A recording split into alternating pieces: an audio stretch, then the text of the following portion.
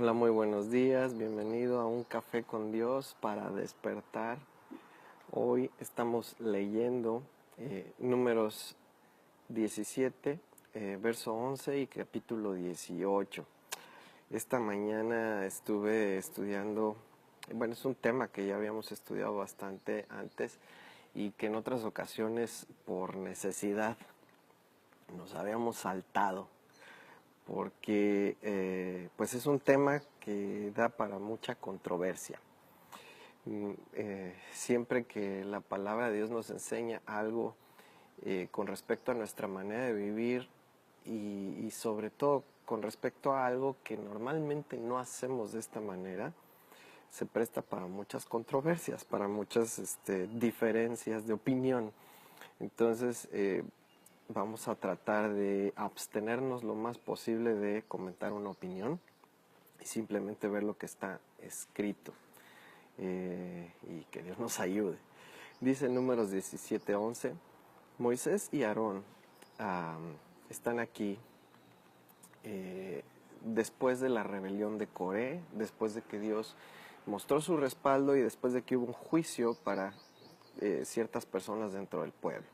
Dice, Moisés hizo como le mandó Jehová, así lo hizo. Entonces los hijos de Israel dijeron a Moisés, nos estamos muriendo, estamos perdidos, todos nosotros estamos perdidos. Y nada más quiero dejarte con este inicio. Moisés y Aarón siguieron las instrucciones de Dios y nosotros deberíamos seguir su ejemplo. Ellos, dice aquí, no hicieron su propia voluntad, sino consultaron a Dios con respecto a cuál era la manera de enseñar, de dirigir, y eso es lo que ellos hicieron. Y es por eso que hoy estamos comentando este tema, porque estamos siguiendo las instrucciones de Dios. En el capítulo 18 sucede algo muy interesante. Dios separa a toda una tribu, a la tribu de Leví, para que ellos sean los que van a servir y van a interceder por el pueblo. ¿Sí? Los puso aparte. Y dice en el verso 8, y aquí es donde empiezan los detalles. Jehová dijo a Aarón, yo te he dado también el cuidado de mis ofrendas. Todas las cosas consagradas de los hijos de Israel te las he dado a ti y a tus hijos en virtud de la unción por estatuto perpetuo. Eso es decir, para siempre. Y de entrada, mira, cuando compartes de estos temas, en cuanto hablas de ofrendas, en cuanto hablas de diezmos, en cuanto hablas de dinero, es así como que inmediatamente, digo, yo he estado en ambos lados, cuando empiezas a oír el tema del dinero, es así como que ¡uy! Aprietas la bolsa y te pones así como que a la defensiva. A ver, ¿de qué me van a hablar? ¿Qué me van a decir? ¿Por qué? Porque la Biblia es muy clara. La Biblia dice que donde está tu tesoro, ahí está tu corazón. Sin embargo, también conozco el contexto actual de nuestros días y sé que ha habido mucho abuso del tema de las finanzas en muchos grupos. Entonces, esto es algo delicado, por eso vamos a la palabra. Dice, esto será tuyo de la ofrenda de las cosas santas, reservadas del fuego. Todas las ofrendas que me han de presentar, todo presente suyo, toda expiación por su pecado y toda expiación por su culpa, será cosa muy santa para ti y para tus hijos. En el santuario la comerás, todo varón comerá de ella, cosa santa será para ti. Esto también será tuyo, la ofrenda elevada de sus dones y todas las ofrendas mecidas de los hijos de Israel, te las he dado a ti, a tus hijos y a tus hijas por estatuto perpetuo. Cualquiera que esté limpio en tu casa comerá de ellas. De aceite, de mosto y de trigo, todo lo más escogido, las primicias de ello que presentarán a Jehová, para ti las he dado. Las primicias de todas las cosas de su tierra, las cuales traerán a Jehová, serán tuyas. Cualquiera que esté limpio en tu casa comerá de ellas. Todo lo consagrado por voto en Israel será tuyo. Entonces, había ciertas ofrendas, ciertas primicias, cosas que se iban a dar, que iban a pertenecer a los levitas y a quienes estuvieran viviendo con ellos siempre y cuando estuvieran limpios. Eso está establecido ahí y dijo Dios en su palabra que era por pacto perpetuo. Vamos al versículo 19, 18, 19. Dice: todas las ofrendas elevadas de las cosas santas de los hijos de Israel que los hijos de Israel presenten a Jehová, las he dado para ti, tus hijos y tus hijas, por estatuto perpetuo. Un pacto de sal perpetuo es este delante de Jehová para ti y tu descendencia. Entonces otra vez está reafirmando, esto es perpetuo, y le agrega, es un pacto de sal. No tengo tiempo para explicar todo eso, pero un pacto de sal es simplemente un compromiso que no se puede disolver, no se puede deshacer. Entonces Dios dice que para los levitas estarían estas cosas. Entonces estamos viendo, es bíblico que quienes sirven y enseñan e interceden por el pueblo de Dios recibieran una parte, los diezmos, ofrendas, primicias del pueblo para su sustento y el de sus familias. Ahora, viene una contraparte, porque Dios en su sabiduría conoce el corazón del hombre y aquí hay una contraparte para proteger a su pueblo, a los levitas. Dice en el verso 20, Jehová dijo a Aarón: de la tierra de ellos no tendrás heredad, ni entre ellos tendrás parte. Yo soy tu parte y tu heredad en medio de los hijos de Israel. Yo he dado a los hijos de Leví todos los diezmos en Israel como heredad por su ministerio, por cuanto ellos sirven en el ministerio del tabernáculo de reunión. Los hijos de Israel no se acercarán al tabernáculo de reunión para que no carguen con un pecado por el cual mueran. Pero los levitas harán el servicio del tabernáculo de reunión y ellos cargarán con su iniquidad. Es estatuto perpetuo para vuestros descendientes. No poseerán heredad entre los hijos de Israel, porque a los levitas les he dado como heredad los diezmos de los hijos de Israel, que presentarán como una ofrenda a Jehová, por lo cual les he dicho, entre los hijos de Israel no poseerán heredad. Entonces, aquí está la protección. Sí van a recibir una parte de todo lo que Dios les da a los hijos de Israel, pero ellos no tendrían heredad, es decir, no tendrían tierras, no tendrían propiedades, no tendrían demasiados bienes, algo similar a lo que Dios instruyó a los reyes de Israel, cuando hubo reyes después. Dijo: no te hagas de muchos caballos, no te hagas de muchos palacios, no te hagas de... Irónicamente eso fue lo que hicieron. Entonces aquí está estableciendo Dios una forma en que iba a vivir la tribu de Leví, los levitas, quienes iban a servir, enseñar, dirigir, interceder por el pueblo, iban a recibir diezmos y ofrendas del pueblo, de lo cual iban a vivir, pero ellos no iban a tener heredad. Esa es la contraparte de ello. Y además, en el verso 25 dice: Jehová dijo a Moisés: hablarás a los levitas y les dirás: cuando toméis los diezmos de los hijos de Israel que os he dado como vuestra heredad, vosotros presentaréis de ellos como ofrenda mecida a Jehová el diezmo de los diezmos. Ellos también tendrían que dar sus diezmos. ¿Para qué? Pues para mantener su corazón en orden, ¿sí? Dice en el 28, así presentaréis también vuestra ofrenda a Jehová de todos los diezmos que recibáis de los hijos de Israel. O sea, también van a tener la bendición de poder dar algo para Dios. Dice: se la daréis al sacerdote Aarón como ofrenda reservada a Jehová. Entonces ellos también iban a estar dando sus diezmos, sus ofrendas al sacerdote. Hoy en día tenemos un sumo sacerdote, que es Jesucristo, Yeshua el Mesías. Ahora, esta es la manera en que Dios estableció que iba a poder vivir quienes se dedican a enseñar la palabra e interceder por el pueblo y darle dirección. ¿Qué pasa? Y aquí voy a resumir cientos de años en unos segundos. Viene la corrupción. El sacerdocio se corrompe establecen maneras de recibir más de lo que deben de recibir, de pedir más de lo que deben de estar recibiendo, y entonces se corrompen, ¿sí? Empiezan a hacer las cosas por otra motivación que no era la correcta. Viene obviamente como respuesta la desconfianza del pueblo, ¿sí? Ya saben que hay corrupción, eso es algo que se ve.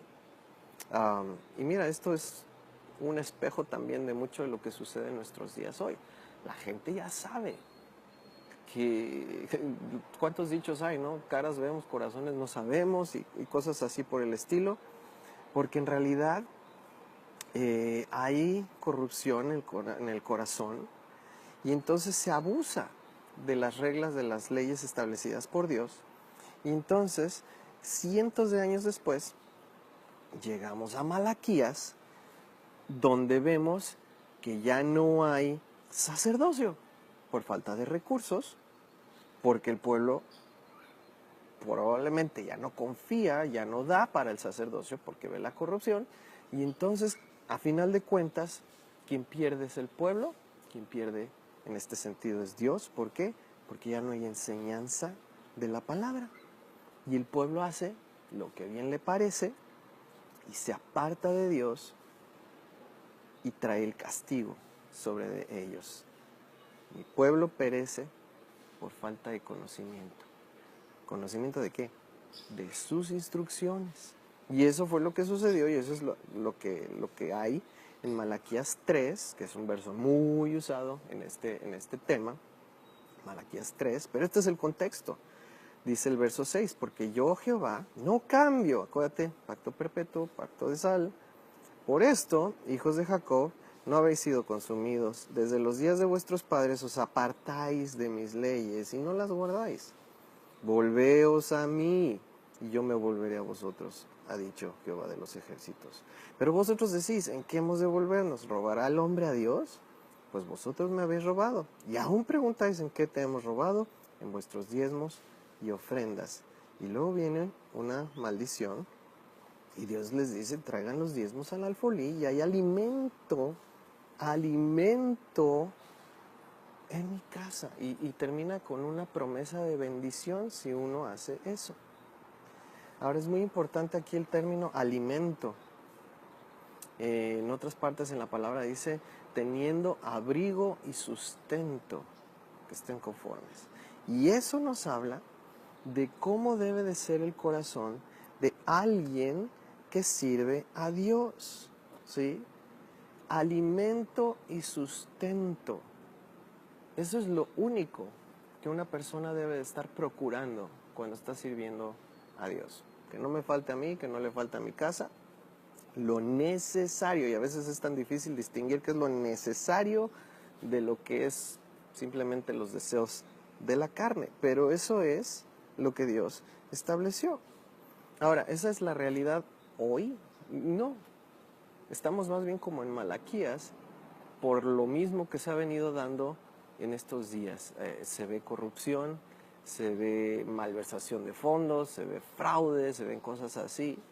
Y entonces uno simplemente en su naturaleza desconfía de las personas, y mucho menos va a estar dando dinero cuando no sabe realmente cuál es la motivación, el corazón, la intención de las personas. Entonces, muchas veces quien está enseñando la palabra tiene que buscar un trabajo secular, tiene que buscar actividades para poder sostenerse y poder cumplir ese llamado que Dios ha puesto en su corazón de enseñar la palabra. De otra manera, muchas veces no, pues me voy a morir de hambre, voy a poner a mi familia en dificultad, y esto no es el plan original de Dios. Sin embargo, en ocasiones no hay otra forma. Uno tiene que procurarse un trabajo adicional al estar enseñando, estar estudiando, estar compartiendo, estar ahí, porque de otra manera no se puede. Ahora, esto es un riesgo, y ahorita vamos a ver un ejemplo en el Nuevo Testamento. Es un riesgo porque se pueden mezclar las cosas. puede llegar a haber un conflicto de interés cuando una persona que está enseñando y dirigiendo en la palabra, al mismo tiempo está procurando bienes y heredad, como decía al principio Dios que no hicieran. Hay un conflicto de interés. Puede llegar a haber un conflicto de interés. ¿Estoy haciendo esto para Dios o estoy haciendo esto por negocio? ¿Estoy haciendo esto para compartirle a la gente la palabra o estoy haciendo esto para compartirle a la gente acerca de lo que yo hago y recibir un beneficio? Es un conflicto de interés, es por lo que la palabra dice que no puedes servir a dos amos. Sin embargo, el fuego, el llamado a compartir y enseñar la palabra es algo que no te deja tranquilo y lo tienes que hacer y tienes que buscar los medios para sostenerte, sostener a tu familia mientras lo haces. Pablo, el apóstol, nos da ejemplo de eso. Él lo hizo, ¿sí? Él fue a diferentes lugares, mucho como estamos haciendo hoy, a enseñar la palabra, a estar con la gente, con los discípulos, a compartirles las buenas nuevas y sin embargo en ocasiones muy específicas, él tuvo que procurar para su sustento, ¿sí?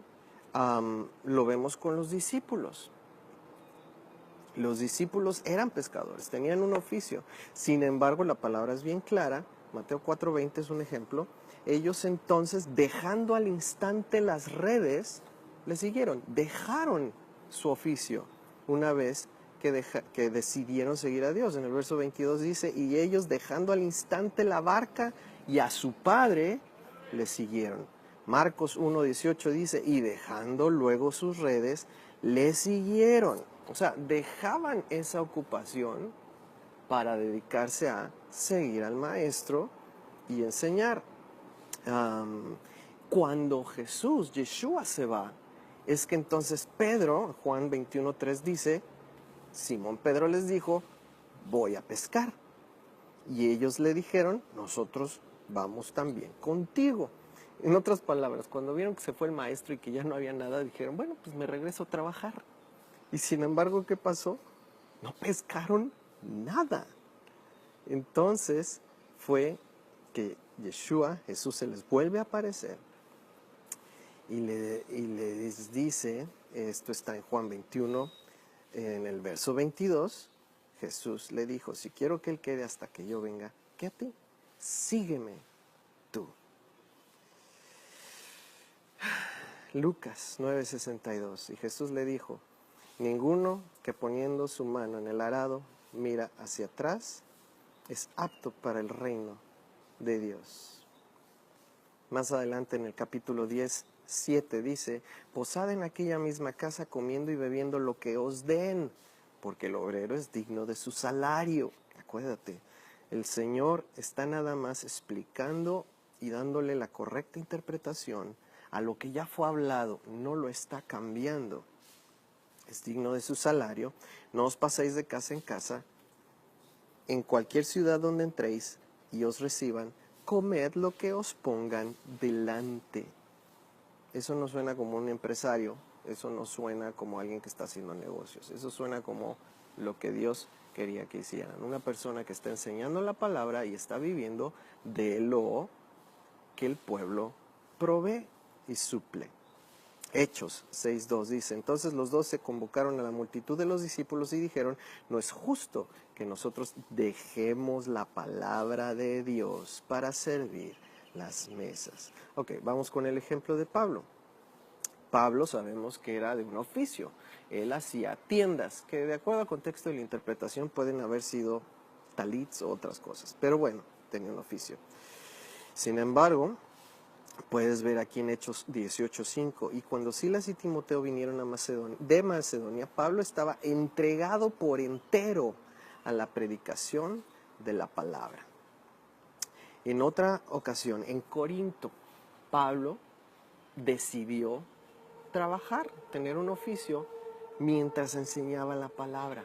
Y esto lo hizo por un propósito muy específico. En esa ciudad había personas que se dedicaban a no trabajar y nada más andar de casa en casa hablando chismes y murmurando en contra de otros. La palabra dice: el que no trabaja, que no come.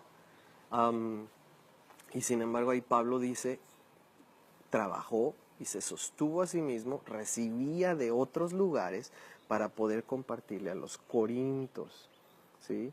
En Corintios, primera de Corintios 9, verso 3 dice: contra los que me acusan esta es mi defensa. ¿Acaso no tenemos derecho de comer y beber? ¿No tenemos derecho de traer con nosotros una hermana por mujer, como también los otros apóstoles y los hermanos del Señor y Pedro? ¿O solo yo y Bernabé no tenemos derecho de no trabajar? Está hablando de lo secular. ¿Quién fue jamás soldado a sus propias expensas? ¿Quién planta viña y no come de su fruto? ¿O quién apacienta el rebaño y no come de la leche del rebaño? Digo esto solo como hombre, no dice esto también la ley. Volvemos al fundamento, porque en la ley de Moisés está escrito: no pondrás bozal al buey que trilla. ¿Sí? Entonces le escribe a los tesalonicenses Pablo, capítulo 2, verso 6. Ni buscamos gloria de los hombres, ni de vosotros, ni de otros, aunque podíamos seros carga como apóstoles de Cristo. Él no buscó el apoyo en Tesalónica como una excepción, no como una regla, ¿sí? Con los creyentes de Tesalónica era donde había este problema, con las personas que solo andaban metiéndose en los asuntos de los demás, no querían trabajar en nada. Y para darles un ejemplo es que Pablo no les requirió el sustento. Es válido, a veces es necesario hacerlo así. Entonces vemos en la palabra, y si tú quieres más información de esto es un estudio muy amplio. Te lo puedo enviar, nada más mándame un correo. Pero hay un principio establecido en la palabra con respecto a qué hacer cuando una persona siente ese llamado de servir, enseñar y dirigir al pueblo. Me han preguntado mucho sobre este tema. ¿Qué con las finanzas? ¿Qué con los que dirigen y aparte trabajan? Entonces, en mi conclusión personal, es válido, a veces es necesario, y no puedes dejar el llamado de Dios. Pero no es el plan original de Dios que sea así, donde estás dividido entre varias ocupaciones y la enseñanza de la palabra. Dios estableció que quienes enseñan, quienes dirigen, quienes guían, quienes interceden al pueblo con Dios puedan vivir de ello, sustento y abrigo. No tener una heredad ni buscar hacer bienes, sino simplemente poder dedicarse a la enseñanza, a la palabra. ¿Okay? Espero que esto te haya dado algo de luz. Y nuevamente te digo, si tienes dudas, si quieres más información, pues mándame un correo y te mando estos estudios. Padre, ayúdanos a vivir de acuerdo a tu palabra, de acuerdo a tu instrucción. A veces no es agradable, a veces va en contra de lo que las tendencias, la sociedad pide, pero Señor, tu voluntad es lo que nosotros buscamos, tu instrucción es lo que nosotros buscamos, y ayúdanos, Señor, también a creerla y vivirla. En el nombre de Yeshua, de Jesús. Amén. Señor, te bendiga el día de hoy, que tengas su paz y su mano sobre de ti en todo lo que hagas. Shalom.